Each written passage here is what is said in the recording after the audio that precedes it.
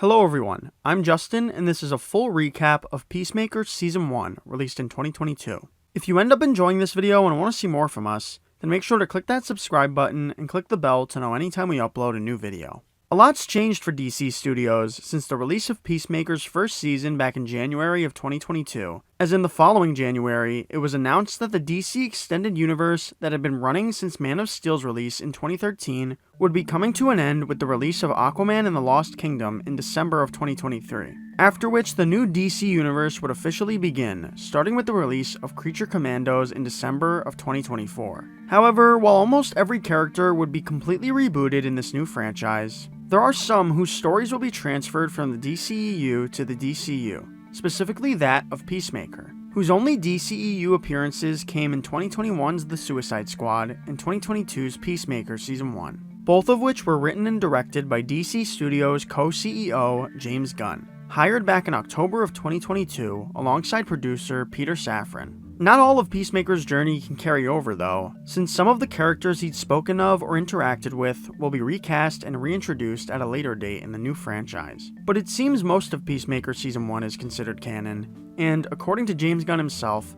the upcoming second season, releasing August 21st, will make it clear exactly what will remain canon and what will not, and we'll also try to just focus on what's canon to the DCU throughout our recap. When we meet back up with the Peacemaker, Christopher Smith, it's 5 months after his time serving under high-ranking United States government official Amanda Waller as a member of Task Force X, a Black Ops unit made of incarcerated supervillains from the Belle Reve Correctional Center, to undertake high-risk covert missions in exchange for shortened prison sentences, and which was sent to a Nazi-built facility called Jotunheim in Corto Maltese under the leadership of Colonel Rick Flag Jr. to destroy every trace of Project Starfish, the experimentation of a gigantic starfish-like terrestrial known as Starro. Over the course of their mission though, Flag eventually discovered that, while Waller claimed the mission was meant to protect the American people, it was actually to cover up the US's involvement in the project from its inception in the 1990s. Flag prepared to release this information to the public, only to be stopped by Peacemaker, who'd been personally ordered by Waller to ensure that no one would ever find the project's records, a job he accepted to prevent an international incident and to keep the peace, as he's claimed previously to cherish peace with all his heart, no matter how many men, women, and children he has to kill to get it. This then led to a back-and-forth brawl between the two, that eventually ended when Chris stabbed Flag directly in the heart. But despite Flag's death, Chris would ultimately fail to escape with the project's records after being shot in the neck by another member of Task Force X, Bloodsport, and trapped beneath the rubble of Jotunheim's destruction, while the rest of the team escaped and used the records to ensure their freedom from Waller's control. Chris, though, miraculously managed to survive his severe injuries, bringing us now to the present as he's finally discharged from the hospital and permitted to return home, where he's almost immediately met by two of Waller's employees, John Economos and Amelia Harcourt, along with mercenary Clemson Myrn and Waller's newest hire, Leota Adebayo, who also happens to be her daughter, although the rest of the team isn't aware of this fact, nor of the job Waller's secretly given her to plant some diary in Chris's trailer,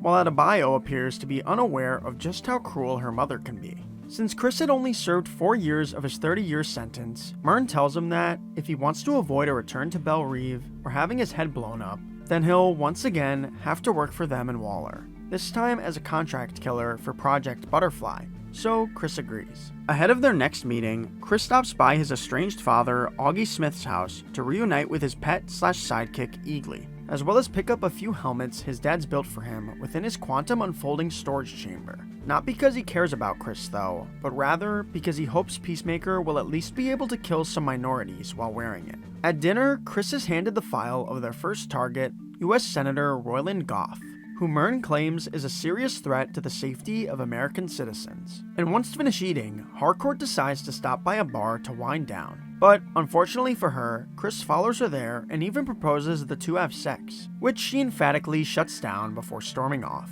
leaving Chris to get it on with some other random girl at the bar named Annie Sturphausen instead. After sex though, Chris is then suddenly attacked by Annie, who proves to be shockingly powerful, eventually forcing Chris to leap out the window and make a run for his car, from which he retrieves his sonic boom helmet before setting it off to kill her. The cops then quickly pull up at the scene of the explosion, but fortunately, Harcourt and Adebayo arrive just in time to pick Chris up, and as Peacemaker makes his escape, Myrn and Economos head back to the team's headquarters so Economos can change the name on the registration of Chris's car and the fingerprints left at the scene. Although, he stupidly decides to change it to Chris's father, Augie Smith, who, as a result, ends up getting arrested for Annie's murder. It doesn't appear that Augie's time in prison will be at all difficult for him though, thanks to his history as the White Dragon, leader of a white supremacist organization called the Aryan Empire. Chris doesn't immediately learn of his imprisonment, nor does the rest of the team decide to tell him, not only because they would lose his trust, but also because him being attacked by a butterfly was his fault to begin with, due to him having left Goff's file out in the open for Annie to read.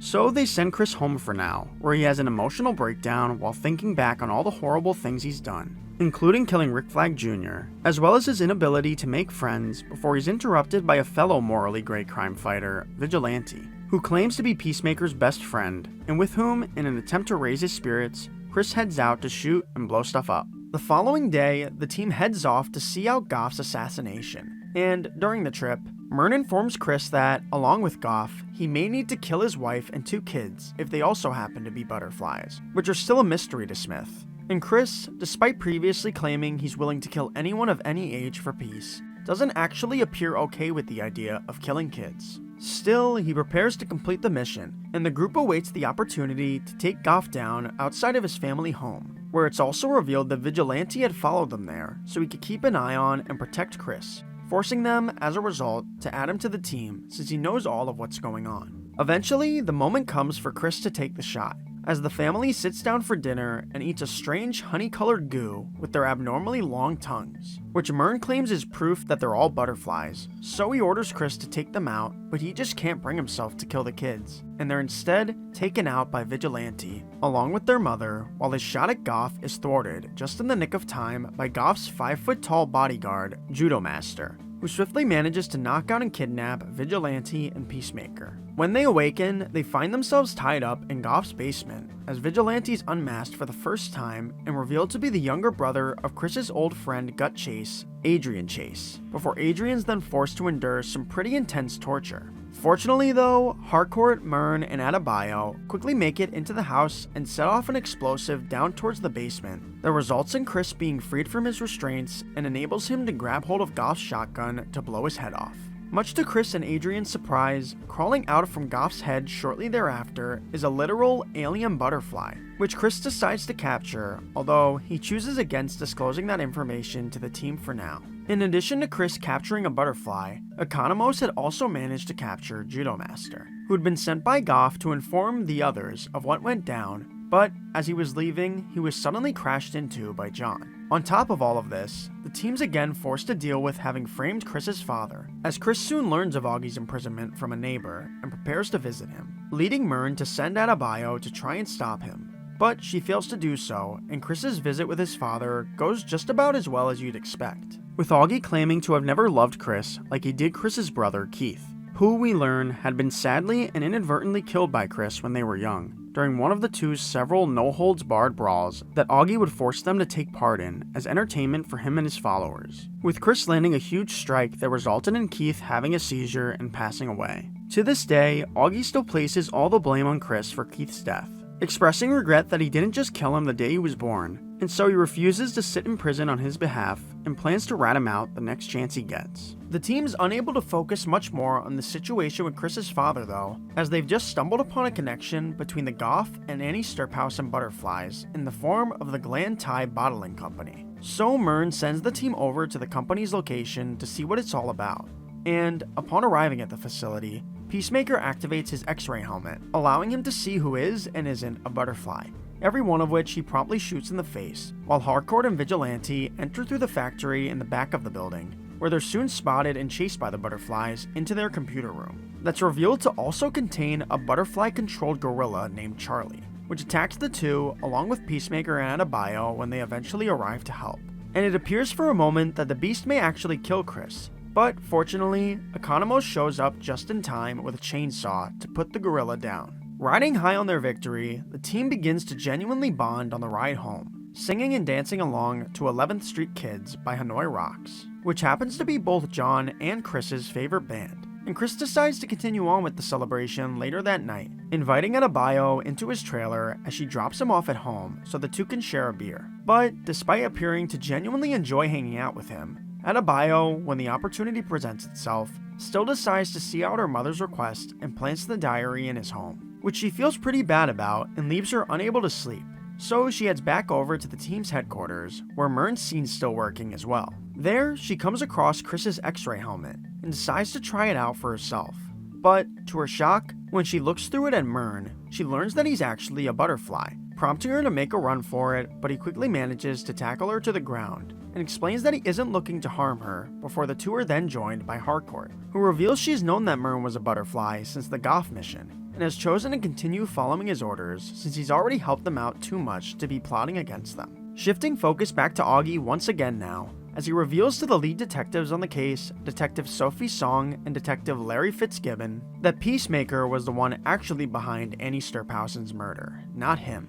and demands they take his fingerprints to see if they really match the ones at the scene. So they do just that, and see that he's actually telling the truth. But, despite having compared the prints themselves, they're informed that Augie still won't be getting released by their newly appointed captain, Casper Locke, who, in reality, is a mercenary and acquaintance of Myrn who'd been hired by Amanda Waller to pose as the police captain. Song refuses to stand by Locke's decision though, and instead goes over his head to get a warrant for Chris's arrest, which she's granted after showing all the evidence against him to a judge. And so, since Chris is now the wanted suspect for Annie's murder, Song and Fitzgibbon are forced to let Augie walk free, who, upon getting out, sets out to finally kill his son once and for all. Song, meanwhile, leads a team to Chris's trailer, where he's currently spending the morning with Eagly, Vigilante, and Goff. And luckily, he's warned by Myrn about the cops' arrival just moments before they barge into the home, allowing them to narrowly escape through the roof. Song, though, soon notices Eagly flying towards the woods, and so heads back there as well,